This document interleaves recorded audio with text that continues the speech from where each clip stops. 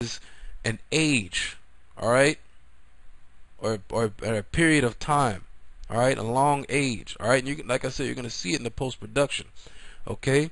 And to prove that, let's go to Jude 6, okay, because they actually went into the scripture, all right, but they didn't read verse 7, all right. They ran away from verse 7, all right. And I'm gonna explain why. It says here, Jude 6. And the angels which kept not their first estate, but left their own habitations, he hath reserved into everlasting change under darkness, unto the judgment of a great day.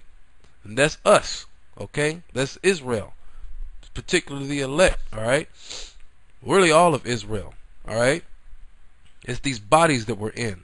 That's this chains of darkness, okay? Why is it chains of darkness? Because we're subject unto sin in these bodies, okay? It's verse 7. Even as Sodom and Gomorrah and the cities round about them in like manner, giving themselves over to fornication and going after strange flesh, right, talking about being homosexuals and lesbians and faggots, alright, are set forth for an example, suffering the vengeance of eternal fire. Alright, so first, wait a minute, let's go into the word eternal right there, okay? It's the same word, okay? You can see right here, it's the same word. It's the same exact word. I'll play the audio again. Strong's G 166. Ionios. Ionios. Okay, Ionios. Ionios. Alright, as he said. And it's the same definition. Okay? But wait a minute. Let's go back. Wait 1 minute. Ask yourself this question, geniuses. Alright, and I'm talking about you guys in GMS Duval. Alright? No, I'm not coming up against GMS, but that's what these guys call themselves. Okay? These dudes down, I don't know if they're in Florida or wherever the hell they are. Alright? Gotta say that because Jay could get confused and get their feelings hurt. Alright? It says here, the question I was going to ask. If Sodom and Gomorrah suffered the vengeance of eternal fire, why is it that Sodom and Gomorrah are not on fire unto this day? The definition there is forever, alright? Never ending, alright? There's articles out where I actually have, I believe I still have it, an old newspaper, alright? Where you had Esau doing an archaeology and an excavation in Sodom and Gomorrah. And they had, they were picking up, it was sand that had been hit by the fire and had been molten and basically turned into glass. They had that Edomite with that in his hand. Okay?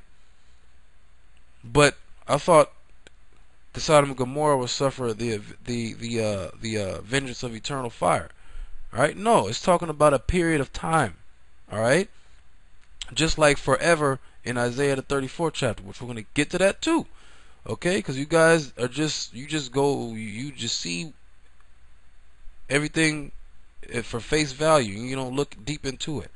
Okay, so Sodom and Gomorrah isn't on fire to this day, so it doesn't make any sense what you're talking about, what you're talking about.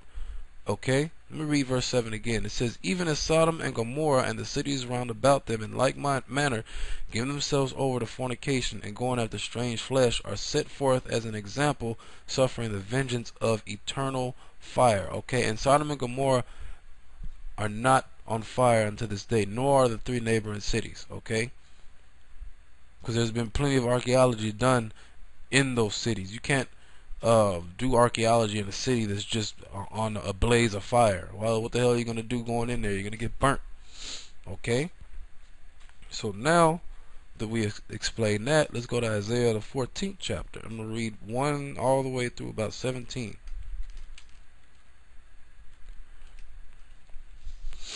fact, this may be, I don't think it's Isaiah 34. I think this is the scripture I meant to say just a second ago. It says here, I'm not gonna start at the top. I'm gonna start at, no, you know what? Forget it. I'll start at the top. For the Lord, Isaiah 14:1, for the Lord will have mercy on Jacob, and will yet choose Israel, and set them in their own land, and the strangers shall be joined with them, and they shall cleave to the house of Jacob, and the people shall take them and bring them to their place. Those strangers we're just talking about here Going back to Ephesians 2:11, that's talking about the Israelite Gentiles. Alright? It says here, and the people shall take them and bring them to their place, and the house of Israel shall possess them in the land of the Lord for servants and handmaids. That's talking about the other nations, okay? And they shall take them captives whose captives they were, talking about the Edomites particularly and the other nations, alright? And they shall rule over their oppressors. And it shall come to pass in that day that the Lord shall give thee rest from thy sorrow, and from thy fear, and from thy hard bondage wherein thou was made to serve. Let me scroll down. That thou shalt take up this proverb against the king of Babylon. Now this sets up the whole rest of this chapter, okay? The rest of this chapter, the king of Babylon is the subject matter, okay? That's what this clown had confused, okay? When you read down, it says, is this the man, which we're going to get into? That's what this dude had confused, okay? This is talking about the king of Babylon, alright? Which represents America, okay? It represents America and all, basically the whole power structure of Edom, okay? It says, verse 14, that thou shalt take up this proverb against the king of Babylon and say, how hath the oppressor ceased? The golden city ceased. The Lord hath broken the staff of the wicked, talking about the so-called white man, and the scepter of the rulers. He who smote the people in continual wrath, he's to smote the people in wrath with a continual stroke. He that ruled the nations in anger is persecuted, and none hindereth. So this is talking about the so-called white man, you clown, alright, you dummy, alright. And I'm gonna talk just like that, alright. If you take it personal, that's on you, alright. You guys really, you sounded hella swagged up doing your video, alright, doing what you call a lesson, alright. This is verse 7. The whole earth is at rest and is quiet, and they break forth into singing. Yea, the fir trees rejoice at thee, and the cedars of Lebanon, saying, since thou art laid down, no feller is come up against us. And I believe what that word feller there is someone who chops down trees. Alright? And that's all Esau does when he comes into these forests. He clear cuts forests just to build cities there, and driving out the animals that live there. Okay? It says here, hell from beneath is moved for thee to meet thee at thy coming. Alright? And hell is talking about death. Okay? It's not talking about a burning place called hell. Alright? It stirreth up the dead for thee, even all the chief ones of the earth.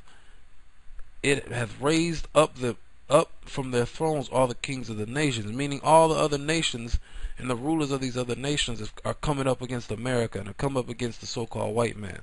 Okay?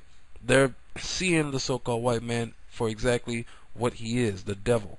Alright? The same devil that the Bible speaks of. Verse 10. All they shall speak and say unto thee, art thou also become as weak as we? Art thou become like unto us? Because they have nuclear capability now.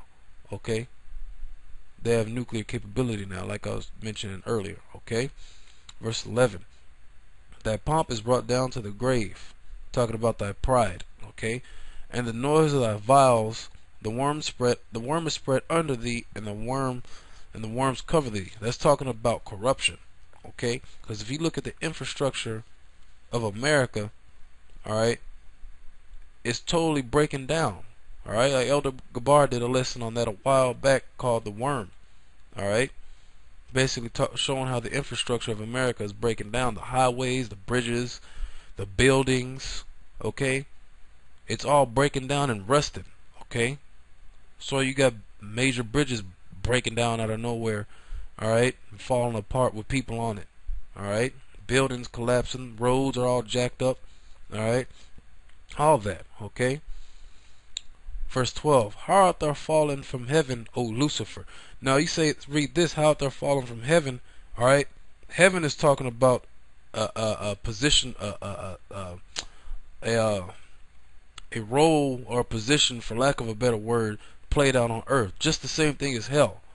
Okay, this isn't talking about the heaven where you go after you die and there's naked white angels, alright, playing harps on clouds. Okay, it's not talking about that. It's talking about a position played out here on earth, which the white man is in his heaven right now. The other nations are in their heaven right now. Okay? O Lucifer, son of the morning. Okay? Lucifer meaning light bearer. Okay? How art thou cut down to the ground, which didst weaken the nation.